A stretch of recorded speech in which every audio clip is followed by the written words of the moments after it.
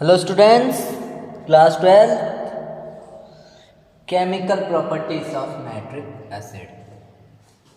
Nitric अम्ल के रासायनिक गुण।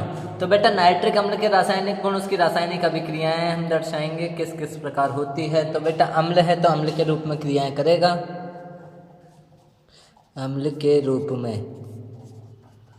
देखो जरा, ऐसे एसिड। तो एसिड की एक खासियत क्या होती है? हमारे आर्यनेस अंकल ने कहा था भैया, जो H+ दे और NO3- जो हाइड्रोजन आयन देता है उसको क्या बोलते हैं? H+। और ये हाइड्रोजन आयन जब पानी में घुलेगा तो क्या होगा? हाइड्रोनियम बना लेगा, H3O+। तो एसिड की कुछ रिएक्शन है, बेस को न्यूट्रलाइज कर देता है, यानी क्षार को उदासीन कर देता है, बेस को न्यूट्रलाइज कर देता है। फॉर एग्जांपल जैसे हमने एक रिएक्शन ले ली NaOH, इसकी HNO3 से कराई, तो अपन को पता है, अपने को क्या है, एसिड बेस की रिएक्शन हो तो पानी निकालना है, निकाल दो। H और OH H2, बचा क्या? NaNO3, NaNO3। इसी प्रकार बहुत सारी अभिक्रियाएं होती हैं, बहुत सारी रिएक्शंस आर देयर। तो उनमें से एक रिएक्शन ये भी थी। इसके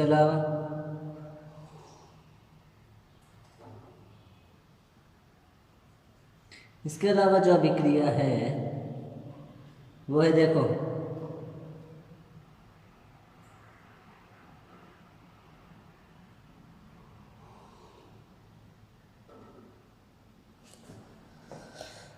हाँ, कार्बोनेट के साथ बेटा CO2 देता है।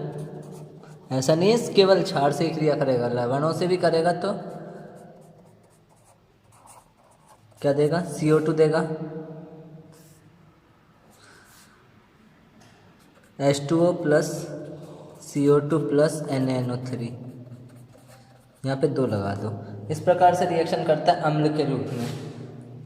इसके अलावा ये बेटा प्रबल ऑक्सीकारक है, ऑक्सीकारक के रूप में।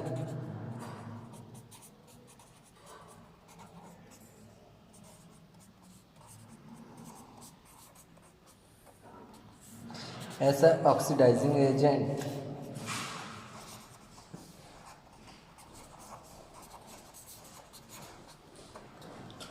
फॉर एग्जाम्पल, आपको मान लो ऑक्सीडाइजिंग एजेंट की इसकी रिएक्शन करनी है, तो ऐसा ऑक्सीडाइजिंग एजेंट बेटा HNO3 जो है ना, 2 तरीके से ऑक्सीजन देता है।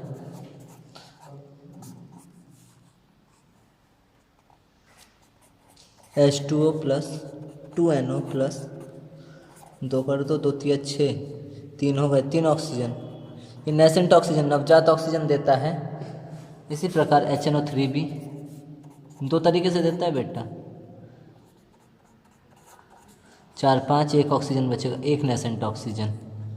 तो बेटा जब कंपाउंड्स का ऑक्सीडेशन करोगे ना, तब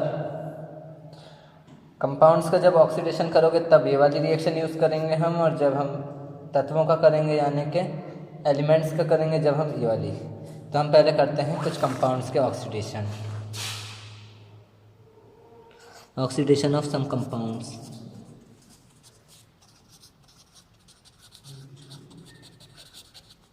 यौगिकों का ऑक्सीकरण।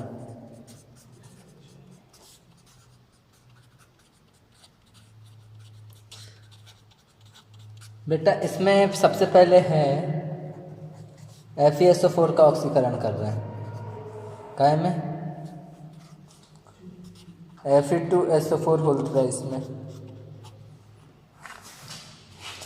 तो बेटा देखते जाना है, इसमें अम्लीय एसिडिक मीडियम में होगी ये रिएक्शन, यानी H2SO4 लेना पड़ेगा। देखते हैं। HNO3 तो हमें दे रहा है नेसेंट ऑक्सीजन, देखो कितना अच्छा लग रहा है। बट जो FeSO4 है उसकी रिएक्शन H2SO4 से होगी और बनेगा Fe2SO4 होल थ्राइस। अब गिनो बेटा, 2 Fe 2 Fe, SO4 3, SO4 3, साथ में H2 अकेला नहीं निकलेगा, H2O निकलेगा। तो किस चीज़ की कमी है यहाँ पे? एक ऑक्सीजन की। एक ऑक्सीजन बराबर, सब बराबर। लो कट गया।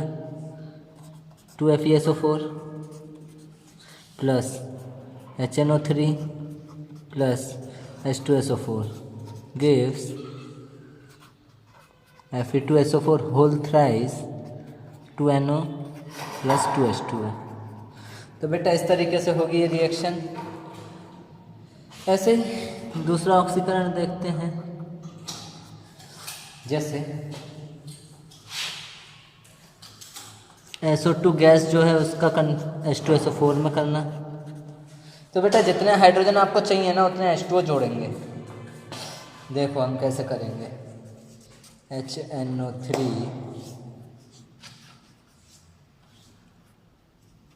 H2O 2NO, बेटा ऊपर 2 लगा देना है, यहाँ 2 लगेगा, यहाँ 2 लगेगा, साथ में नेसेंट ऑक्सीजन 3। सॉरी बेटा, ऊपर वाले रिएक्शन को ध्यान से देखो। 3 ऑक्सीजन 1 ऑक्सीजन नहीं कट सकता, तो इस टोटल रिएक्शन में 3 का इंटू कर लो। अब काट दो, ये कट गया, बिल्कुल कट गया। 3 दूनी हो गए 6, और यहाँ हो गए 3 H2SO4, 3 Fe2SO4 होल थ्राइस 3 और 1 4 H2O। अब सही है ये रिएक्शन बेटा। सॉरी, पिछली बार हमसे थोड़ी सी मिस्टेक हो गई। अब देखो बेटा, SO2 काय में कन्वर्ट हो रहा है, देखो ध्यान से, H2SO4 में। क्या चाहिए, 2 हाइड्रोजन कम है, 1 H2O जोड़ दिया। क्या कम है, 1 ऑक्सीजन जोड़ दो, नेसेंट है हमारे पास। अब लिखो यहाँ 3 है, यहाँ 1 है, बड़ी नाइंसाफ़ी बराबर कर दो। नाइंसाफ़ी नहीं करेंगे किसी के साथ, काट दो और नीचे लिख लो बुला के 2HNO3 प्लस 3SO2 प्लस, बेटा 3 H2O में से 1 H2O गया तो कितने बचे, 2 H2O gives 3 H2SO4 plus 2NO 9। तो बेटा इस तरह से होती हैं ये रिएक्शन है। अब हम देखते हैं कुछ कंपाउंड्स का ऑक्सीडेशन। जैसे अधातुओं का ऑक्सीकरण। उसमें एक और है, वो भी करेंगे अभी हम, ऑक्सीकरण। Ki को I2 में परिवर्तित करना, वो भी करेंगे। या अधातुओं का ऑक्सीकरण यानी oxidation of non metals, oxidation of non metals. इसमें कार्बन को CO2 में कन्वर्ट करना होता है, सल्फर को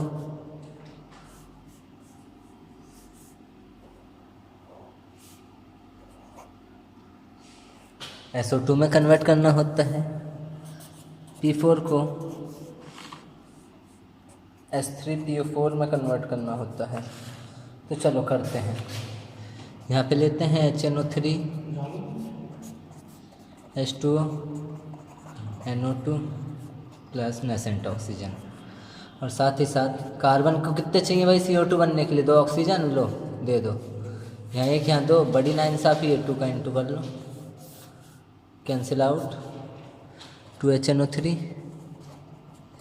प्लस कार्बन गिव्स 2 2 जा 4 HNO3 बेटा, 2 H2O plus 4 NO2 plus CO2।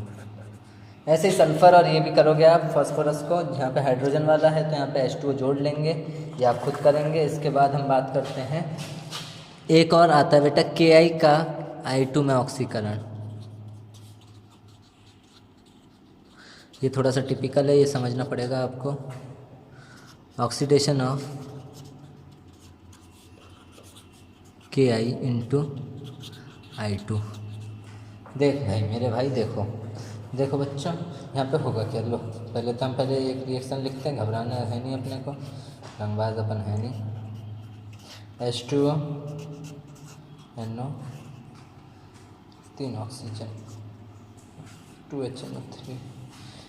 Ki जो है ना भैया बेचारा गरीब, I2 दे रहा है तुम्हें, ले लो 2 K 2 I2। यहाँ पर आपको K जो निकलेगा वो KOH के फॉर्म में निकलेगा, तो H2O जोड़ना पड़ गया। 2 हाइड्रोजन 2 पोटेशियम 2 KOH 1 ऑक्सीजन की कमी आ गई, इनटू कर दो। अब भाइयों सांप और नेवले एक साथ नहीं रह सकते।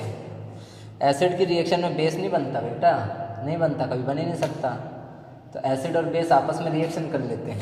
तो अब गिनो बेटा कितने KOH बन गए यहाँ, 6 KOH की रिएक्शन करानी पड़ेगी आपको। किसके साथ करानी पड़ेगी? 2 HNO3। तो HNO3 भी तुम्हें कितने चाहिए? उतने ही चाहिए, 6। और तुम्हें क्या निकलेगा यहाँ? 6 KNO3 और साथ में 6 पानी, सब कुछ 6 हैं। अब टोटल रिएक्शन देखो क्या क्या कट रहा है। ये ऑक्सीजन तो गए घूमने, ये KOH गए घूमने, और क्या क्या है बेटा गिनो। 6 और 7 और 3, 7 में से 3 का कितने बचे? 4। तो इस तरफ 4 बचेंगे। अब लिख लेते हैं 6 और 2 8, 2 KI plus 8 HNO3, 6 KNO3 sorry 6 KI, 6 KNO3 2NO plus 4 H2O plus I2 3 I2। ये सब बनेगा, इस तरह से होगा इसका ऑक्सीकरण। तो बेटा यही है oxidation of KI into I2। तो बेटा आज के लिए इतना बहुत है, बाकी हम मिलते हैं कल।